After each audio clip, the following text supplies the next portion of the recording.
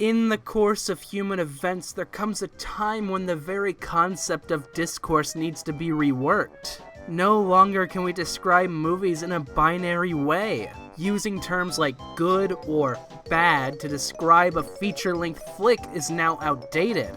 I have a new system in place that I believe we as a society should accept wholeheartedly. Let's say you and your friend just get out of the theater after watching the hit flick Sonic the Hedgehog in theaters February 14th. Your friend says, "I love that movie. The way he ran fast was very epic. It calls back to Vladimir Vladimirovich Mayakovsky's earlier work. What did you think of it?" You then reply, "It's not Cats directed by Tom Hooper." This is how all film discussions from now on should take place. A film is either Cats directed by Tom Hooper, or it is not Cats directed by Tom Hooper. Cats is a cinematic experience of the highest degree. It's fun for the whole family, and believe me, the whole family will have fun. Is this video sponsored by Cats? No. Did I love Cats? Yes. Is Cats a good movie? Next question, please. Cats has everything you want in a movie. It's got cats, it's got songs, it's got James Corden licking his hands. These are all the staples of a great cinematic experience. I think my favorite part of Cats was when me and my parents were walking out of the theater and they said I'm never choosing the movie again. Really just the highlight of the night. I love the theme of how cats are just like people. It's really setting us up for the eventual furry movie that's about how people are just like cats. We're getting loads of representation in Hollywood this year. Many races are going to be pleased. Tall people got a movie, gamers got a movie, and now furries get a movie. Please watch Cats. The world!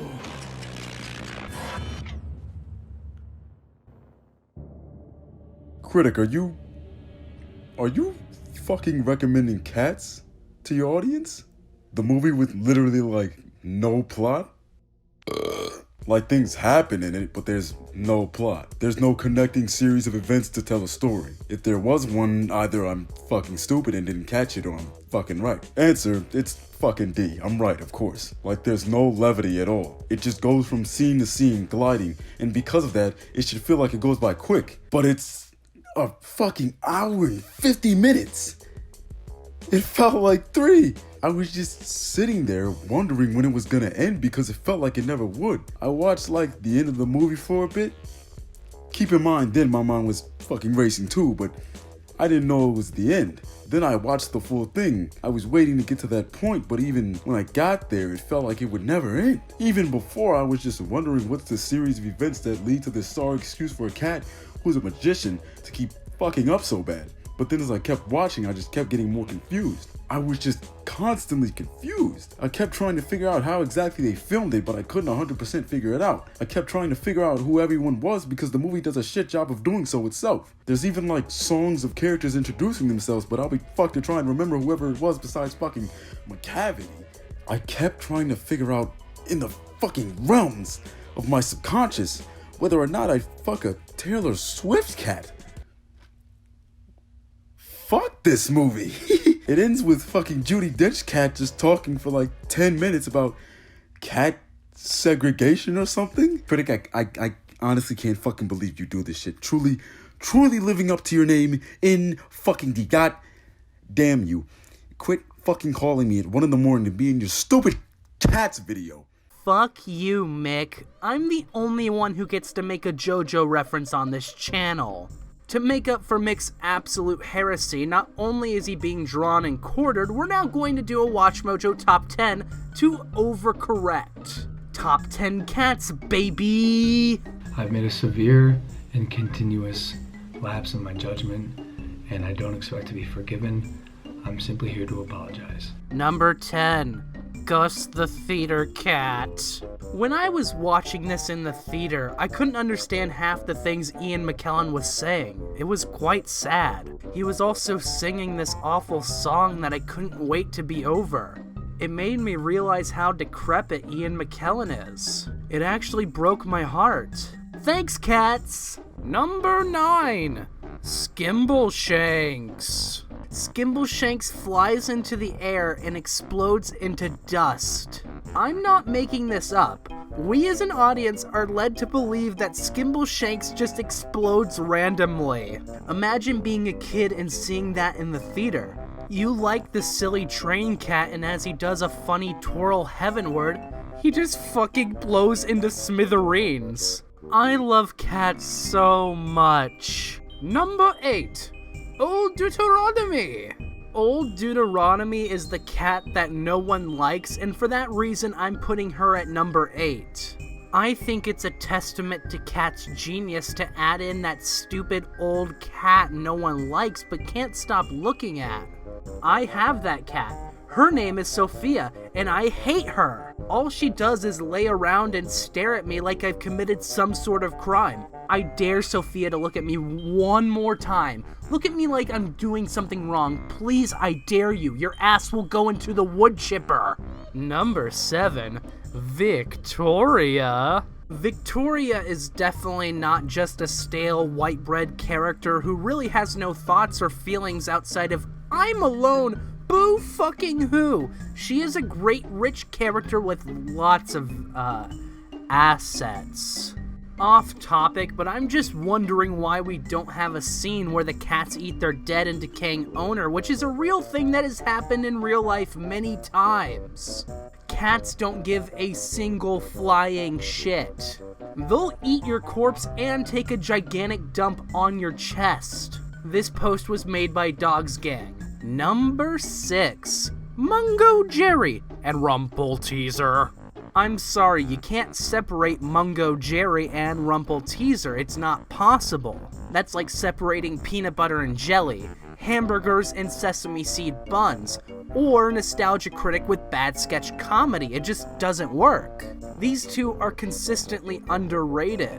These two cats are just little rascals and definitely not selfish assholes that I'm going to beat to death. Number 5, Macavity, the Napoleon of crime. For he's the master. No, I'm not gonna perform the second best song in Cats. Meow?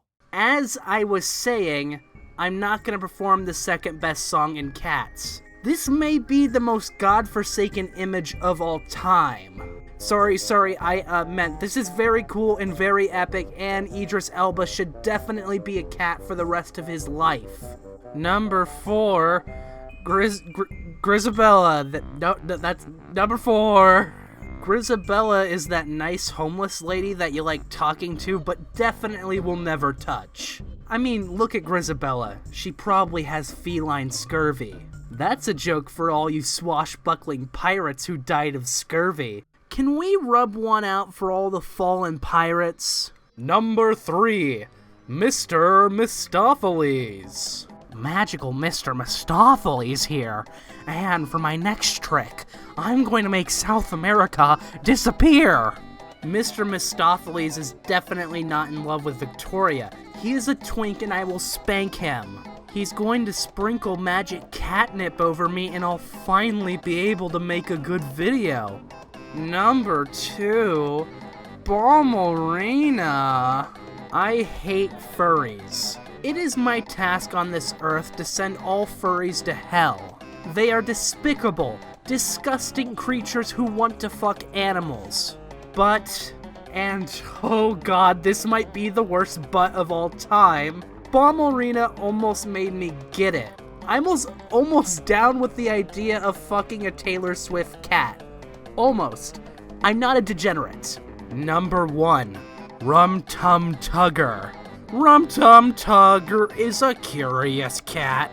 Tugger is the best cat because whenever I say his name, I feel like I'm saying some sort of slur, and as a gamer, I love slurs. Rum Tum Tugger has the best song, and Jason Derulo has the best British accent of all time. More Tugger, please! Damn, he do be looking kinda curious, though. The world's largest rubber band ball? We gotta see it! Thank you for watching. Please support Cats. It is no longer in theaters, but please rent it on Redbox, stream it through Vudu, or fuck it, just use Crunchyroll because Cats is basically an anime. Either way, we must support Tom Hooper in these trying times. Surely he needs a few more $1 million. How else will he feed his kids burgers topped with gold leaf? Make sure to support me on Patreon or on Fiverr for any epic voice acting needs you may have. Follow me on Twitter or join my Discord and join me in the shitposting. Make sure to share the video if you think my content is good or funny, which it is clearly not. And finally, subscribe, hit the bell, and farewell.